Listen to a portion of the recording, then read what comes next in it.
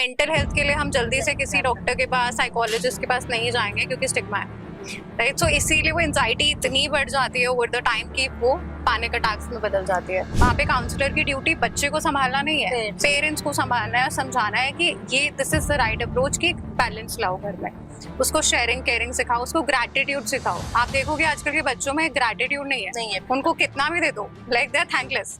नमस्कार दर्शकों, मैं दिया शर्मा, स्वागत है आपका एशवियन न्यूज में। और आज हमारे बीच मौजूद है साइकोलॉजिस्ट दिव्या मल्होत्रा मैम। सबसे पहले तो मैम मैं आपका धन्यवाद करना चाहूंगी कि आपने अपना कीमती समय में दिया। मैं चाहूंगी कि आप हमारे दर्शकों को अपने बारे में बताएं।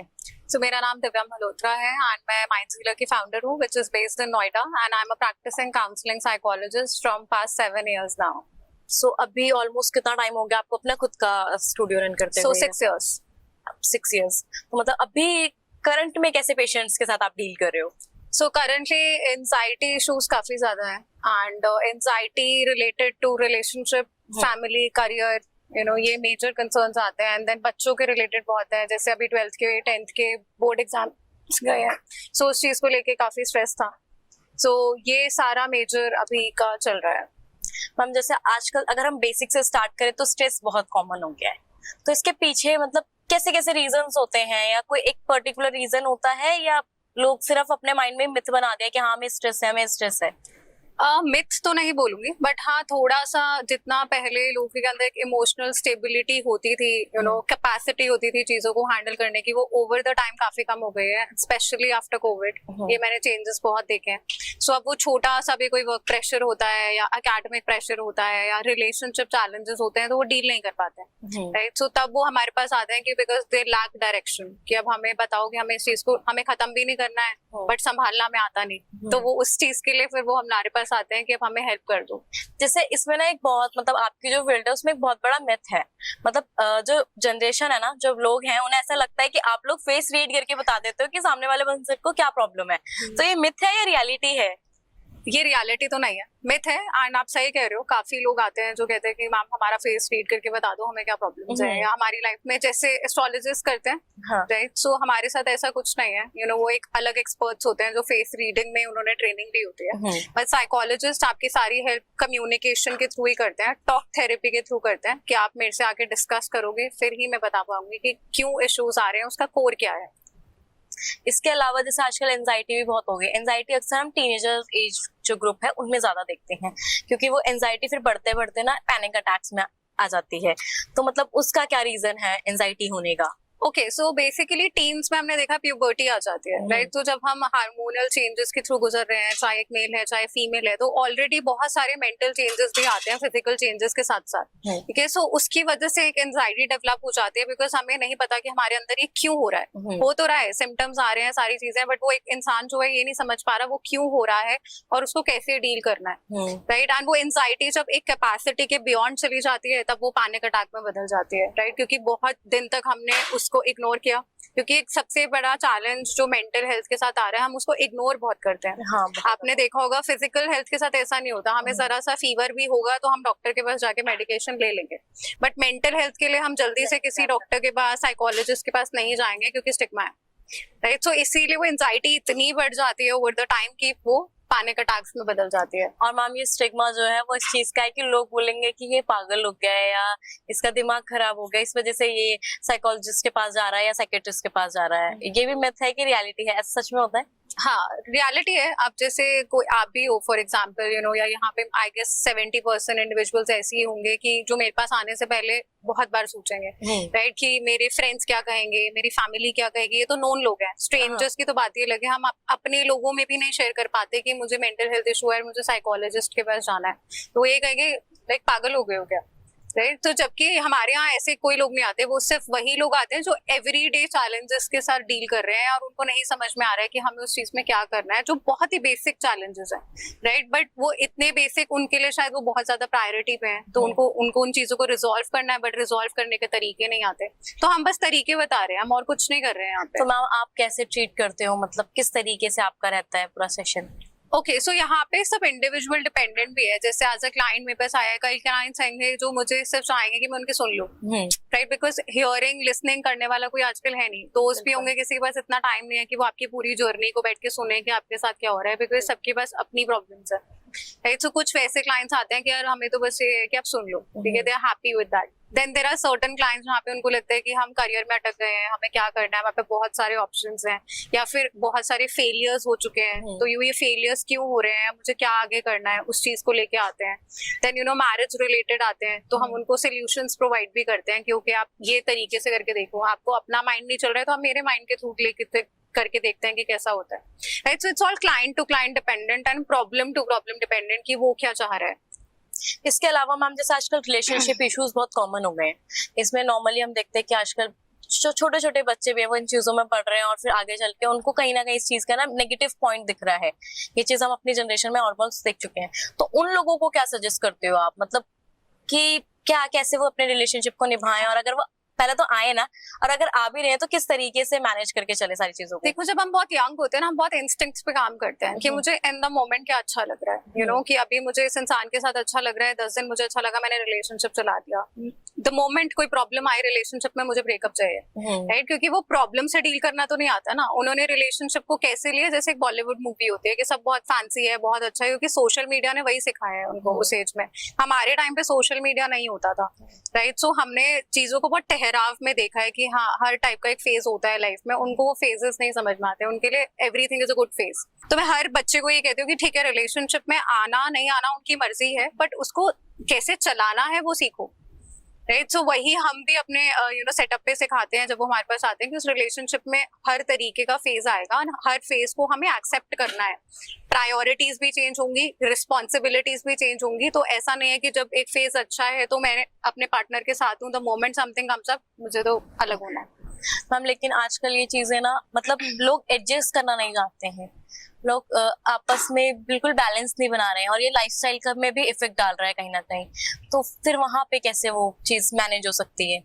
राइट, बिकॉज सी अब ये क्यों हो रहा है, क्योंकि सबको फ्रीडम चाहिए, everybody is an independent individual. पहले ऐसा नहीं था, पहले आपने देखा होगा फैमिलीज में इंटरडिपेंडेंसी बहुत होती थी कि हम आपका काम कर रहे हैं, आप मेरा काम करो, एक शेयर्ड रिस्पॉन्सिबिलिटी है जो आज भी हमारे पेरेंट्स करते आ रहे हैं, तभी उनकी शादियां बड़ी सक्सेसफुल है, बिल्कुल, राइट। बट अब क्या है, अब इट्स माई वे और द हाईवे, तो वो चलता है कि अगर मेरे तरीके से चीज चल रही है तो ठीक है, द मोमेंट कि कुछ इधर उधर हुआ मैं गिव अप करने लग जाती हूँ, राइट। तो उस चीज वही चीज हमें सीखनी है कि एडजस्टमेंट डज नॉट मीन कि मैं अपना फ्रीडम खो रही हूँ। एडजस्टमेंट का मतलब ये है कि एक बेसिक ट्रस्ट है, एक अंडरस्टैंडिंग है कि अगर वो कोई चीज मुझे समझा रहा है तो हम सबके बेनिफिट के लिए, वो सिर्फ उसके बेनिफिट के लिए नहीं है, वो हमारे पूरे घर को ठीक रखेगा अगर मैं छोटी सी बात सुन लूंगी तो, राइट। सो वो जो पेशेंस खत्म हो गया ना, वो पेशेंस हमें लाना और अपनी पर्सपेक्टिव बदलना है। पर्सपेक्टिव बहुत मी माइन हो चुका है कि it's all about me and my self, but relationship means two people, relationship कहीं पे भी है तो वो दो लोगों के बारे में है, तो हम तो सिर्फ मैं अपने बारे में नहीं सोच सकते, मुझे उसको साथ लेके चलना है,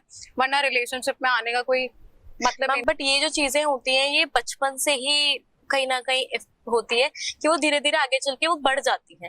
अब आज के टाइम पे क्या हो रहा है कि आजकल का जो यंग यूथ है ना, यहाँ पे आप नॉर्मली देखते हैं कि पहले के टाइम पे 2-2 3-3 बच्चे ऑलमोस्ट होते थे एक फैमिली में। आज के टाइम पे पेरेंट्स है सिंगल चाइल्ड कर रहे हैं, तो वहां पे वो उसे हर वो फैसिलिटीज देते हैं जो वो देना चाहते हैं नॉर्मली, कि अगर बच्चे ने किसी भी चीज की जिद कर दी, चाहे वो सही है चाहे वो गलत है, वो चाहिए। आजकल पेरेंट्स नहीं चाहते कि हमारे बच्चे को कोई कुछ भी बोले। अब वो बच्चा जब वो ऐसे उस एनवायरमेंट में पढ़ता है, बड़ा होता है, तो वो आगे चल के भी फिर उसी चीज को मैनेज कर मतलब नहीं कर पाता ना, कि अब जब उसने बचपन से अपने डांट पापा की डांट सुनी ना, मम्मी की डांट सुनी, तो वो आगे किसी की और कैसे सुन लेगा। तो ये भी बहुत बड़ा रियलिटी है। बहुत अच्छा पॉइंट रेज किया आपने। एक्चुअल में बहुत ज्यादा इश्यूज इसलिए आ भी रहे हैं क्योंकि सिंगल चाइल्ड है, तो उसको सब कुछ उस घर में मिला है, राइट, एंड उसने शेयरिंग केयरिंग सीखी नहीं, राइट। जो हम बचपन से हमारे पेरेंट्स ने हमें सिखाई कि जो हम लोग तो शायद अपने बड़े भाई बहनों के कपड़े भी पहन लेते थे, क्योंकि उस टाइम पे हमें वो नॉर्मलाइज था। अब सब कुछ बहुत नॉर्मल सी से बहुत आगे बढ़ चुका है। उनके लिए होता है कि मेरे लिए क्यों नहीं हो रहा, उसके लिए क्यों हुआ, राइट। तो वो जो बेसिक्स प्रिंसिपल्स एक घर में सीखने चाहिए वो आज के बच्चे नहीं सीख पा रहे हैं। जो एक करिकुलम का पार्ट होना चाहिए स्कूल्स में वो नहीं हो पा रहा है, राइट। तो इस वजह से ही उनको आगे दिक्कत आ रही है। तो जब मेरे पास अब जैसे मेरे पास 5 ईयर ओल्ड के पेरेंट्स भी आते हैं, राइट, जहाँ पे वो कहते हैं कि इसको इश्यूज हो रहे हैं, तो आप हमारी हेल्प करो कि हमारी पेरेंटिंग अप्रोच कैसे होनी चाहिए, right. So I have to teach the parents there. वहाँ पे काउंसलर की ड्यूटी बच्चे को संभालना नहीं है, पेरेंट्स को संभालना है और समझाना है कि ये this is the right approach, की बैलेंस लाओ घर में, उसको शेयरिंग केयरिंग सिखाओ, उसको ग्रैटिट्यूड सिखाओ। आप देखोगे आजकल के बच्चों में ग्रैटिट्यूड नहीं है, उनको कितना भी दे दो like they are thankless, right. पहले के टाइम पे मैम ये होता था ना कि हम जॉइंट फैमिली में रहते थे, तो अब जिस घर में 2 से 3 बच्चे होंगे या 4 बच्चे होंगे तो वो अपने आप ही आ जाते हैं एक दूसरे को देख के। बट आजकल लोग से पहले ये बोल देते हैं कि हमें तो सिंगल फैमिली में रहना है, जॉइंट फैमिली में रहना ही नहीं है।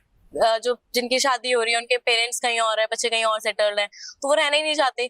तो ये भी बहुत बड़ा चैलेंज बन गया है आज की डेट तभी आजकल नो चिल्ड्रन कॉन्सेप्ट शुरू होता जा रहा है ना, राइट। बिकॉज आजकल बहुत सारे लोग मैं देख रही हूँ जो मेरे पास भी आते हैं कि ma'am is it normal to not have a kid, right. And as a psychologist हमारे लिए कुछ भी नॉर्मल एबनॉर्मल नहीं है, यू नो। जो चीज आपकी मेंटल हेल्थ को सेटिस्फाई कर रही है वो नॉर्मल है आपके लिए, बिल्कुल। ठीक है। देयर इज नो बाइबल कि आपको इसी सेट प्रिंसिपल्स में अपनी लाइफ को लिव करना है, नहीं। जिस तरीके से आपकी मेंटल हेल्थ अलाउ करती है आपके लिए वो ठीक है, ठीक है। मैं कभी नहीं बोलूंगी कि चाइल्ड होना अच्छा है या चाइल्ड नहीं होना अच्छा है। अगर वो आपके घर को ठीक रख रहा है, आपकी मेंटल हेल्थ को, और आप इतना अपने बच्चे को देने के लिए रेडी हो, then you should have a kid. अगर मैं बच्चा कर भी लूं, यू नो, अगर मैं उतनी रिस्पॉन्सिबिलिटी उसकी नहीं उठा रही हूँ, then I failed as a parent, right. बिल्कुल। आजकल क्या करते हैं पेरेंट्स, ठीक है बेबी हुआ, देन उसके बाद उसे डे केयर में डाल देते हैं। बच्चा 1 साल का है, उसे डे केयर में एटलीस्ट हमें 5 इयर्स तो अपने बच्चे के साथ देने चाहिए, ताकि हम उसे वो सारी चीजें जो कॉमन चीजें एटलीस्ट हम उसे वो सिखा सके, ताकि वो जो बड़ा हो तो उसके अंदर वो चीजें हो। क्योंकि आजकल पेरेंट्स का एक चीज और देखिए मैम कि पेरेंट्स क्या करते हैं कि पहले तो सिखाते नहीं है, बाद में जब बच्चा बड़ा हो जाता है ना, जब वो उस चीजों को नहीं फॉलो करता है तो वो कंप्लेन करते हैं कि मैम हमारा बच्चा ऐसे कर रहा है, या मैम हमारा बच्चा सोशली गैदर नहीं हो रहा, इमोशनली अटैच नहीं है, बच्चा अकेले रहना पसंद करता है, इसे किसी के साथ घुलना मिलना पसंद नहीं है।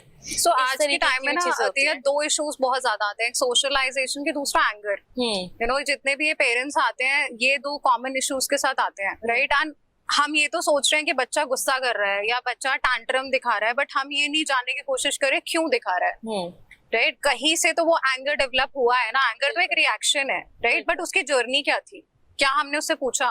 कभी हमने उससे ये भी जानने की कोशिश करी कि वो जो स्कूल जा रहा है वहाँ पे उसका एनवायरनमेंट कैसा है, वहाँ पे उसका फ्रेंड सर्कल कैसा है, क्या उसको क्लासरूम में कोई दिक्कत तो नहीं आ रही है? वी डोंट आस्क, क्योंकि हमारे पास टाइम ही नहीं है ना। रात दोनों पेरेंट्स जॉब पे जा रहे हैं, रात को 9 बजे घर आ रहे हैं, कितना टाइम दे दोगे आप अपने बच्चे को? बिल्कुल। तो इमोशनल डेवलपमेंट का लैक बहुत है। हम एकेडमिक्स पे सेंटर हो गए हैं बस कि पढ़ लो बच्चे, उसके आगे क्या होना है क्या नहीं, परसेंटेज लेके आ जाओ। पहले के टाइम पे होता था ना, पेरेंट्स ये नहीं कहते थे कि कितना, बस ये होता था कि पास होना है, तो वो उससे सेटिस्फाई हो जाता है। अगर किसी बच्चे के 50% पे वो पास हो रहा है ना, तो पेरेंट्स को खुशी होती थी कि हाँ हमारा बच्चा पास हो गया, तो पूरे गाँव को इन्वाइट कर देते हैं। मैंने चीज देखी है नॉर्मली कि पहले की फैमिलीज में, इंडियन फैमिलीज में ऐसा होता था, बट आज के टाइम पे अगर बच्चा 70 से नीचे भी आ गया ना तो क्यों आया, वो वहां पे उस यहाँ पे थोड़ा सा ना मैं ये भी बोलूंगी कि पेरेंट्स की भी आज की गलती नहीं है, क्योंकि माहौल ऐसा बन गया है, यू नो। हमारे पेरेंट्स के टाइम पे प्रेशर नहीं था कि उनके बच्चे को ये करना है या उसको IAS बनना ही है या उसको डॉक्टर बनना ही है, ऐसा कोई प्रेशर नहीं था हमारे लिए।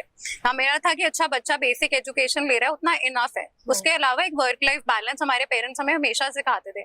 मुझे याद है आज तक मेरे फादर ने मुझे कभी संडे को पढ़ाई नहीं करने दी, यू नो। छुट्टी मीन्स छुट्टी, चाहे मेरा अगले दिन बोर्ड का एग्जाम भी रहा हो ना, संडे को मेरे फादर मुझे मूवी दिखाने लेके गए हैं, यू नो। मैं उस एनवायरनमेंट में पली बड़ी हूँ। बट आजकल के बच्चों के ऊपर बहुत प्रेशर है, क्योंकि पेरेंट्स के ऊपर बहुत प्रेशर है कि अच्छा तुम्हारा बच्चा स्पोर्ट्स नहीं खेलता, अच्छा तुम्हारा बच्चा स्विमिंग नहीं जा रहा है, अच्छा तुम्हारे बच्चे ने समर कैंप नहीं ज्वाइन किया, राइट। तो वो बहुत बड़ा इतना प्रेशर बबल है कि उस बबल से हम बाहर नहीं आ पा रहे। और ये क्या होता है जब आपस में आसपास पड़ोसी रहते हैं ना, और एक का बच्चा कर रहा हो और दूसरे का बच्चा नहीं कर रहा हो, तभी चीज ज्यादा होती है कि हमारा बच्चा तो जा रहा था, हमें को लगा आपने भी डलवाया होगा। इस तरीके के जब वो एक टोन होती है ना, तो फिर पेरेंट्स भी सोचते हैं कि नहीं हमारे को अपने बच्चे को भेजना है।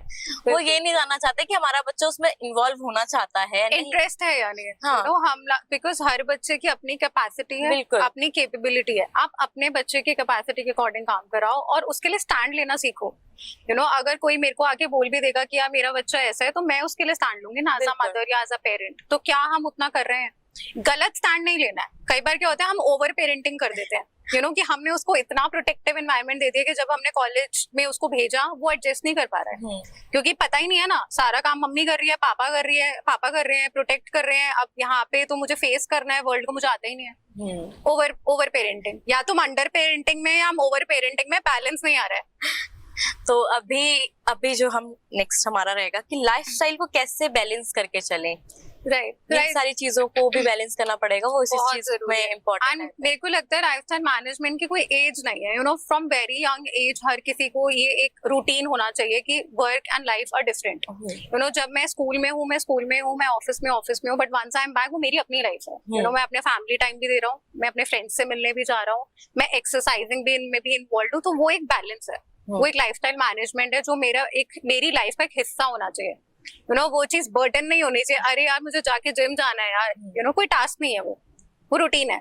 जैसे आप खाना खा रहे हो वैसे आप योगा कर रहे हो, it should be that simple in your you know life, not complicated. So ये बेसिक लाइफस्टाइल प्रिंसिपल्स हैं जो मैं कहती हूँ फ्रॉम वेरी यंग एज। छोटे बच्चे योगा नहीं कर सकते अगर, तो उन्हें स्पोर्ट्स में डाल दो। बिल्कुल। यू नो आपको जिम पसंद नहीं, आप स्विमिंग करना स्टार्ट कर दो। सब चीजों का कहीं ना कहीं क्रक्स सेम ही है। यू नो आप अपना माइंड एंड बॉडी यूज कर रहे हो ना, तो हमें वो mind and body balance create करना है, वो हम किसी भी एक्टिविटी से करें। ठीक है, हॉबीज प्रैक्टिस करना ये बहुत मिसिंग है। मैं देखती हूँ किसी से मैं पूछता हूँ आपकी हॉबी क्या है, उन्हें याद ही नहीं रहता, क्योंकि उन्होंने शायद पिछले 15 साल में हॉबी प्रैक्टिस नहीं की। ठीक है, उनको मुझे उस लेवल तक लाना पड़ता है जहाँ उनको अच्छा ये मेरी हॉबी थी मैम, मैं शायद ना गिटार बजाता था, यू नो, या मुझे हारमोनियम प्ले करना बहुत पसंद था, या मुझे ना स्केचेस बनाना बहुत पसंद है। राइट, सो वो मुझे उनको दोबारा कराना पड़ता है कि वो वापस अपने रियल सेल्फ में आए। अभी वो बहुत ही आइडियलिस्टिक लाइफ जी रहे हैं। इसके अलावा एक लास्ट मैसेज आज इस वीडियो के माध्यम से आप हमारी ऑडियंस को देना चाहें? मैं तो हमेशा कहती हूँ live and let live. You know एक तो अपने लिए जीना सीखो, पहली बात तो सबसे ज्यादा जरूरी है। खुश रहना सीखो, बिकॉज यू नो इन सब वो कहते हैं ना मोह माया के बाहर भी एक जिंदगी है। You no it's just not कि मुझे बस पैसा कमाना है, ऑफिस जाना है। उसके अलावा आपकी लाइफ में ग्रैटिट्यूड कितना है, कंटेंटमेंट कितना है, उस चीजों के लिए आप क्या कर रहे हो, फोकस ऑन दैट। राइट, जितना खुश आप रहोगे उतनी लाइफ आपको इजी लगेगी, एंजाइटी नहीं होगी। राइट, एंड बाकी रेस्ट तो वी आर हियर, आप हमारे पास कभी भी आ सकते हो। इसी के साथ मैम मैं आपका धन्यवाद करना चाहूंगी कि आपने अपना कीमती समय दिया और हमारे दर्शकों को इतना वेट दिया। Thank you. वीडियोस देखने के लिए सब्सक्राइब करें HBN न्यूज़, बेल आइकन दबाकर लेटेस्ट नोटिफिकेशन पाएं।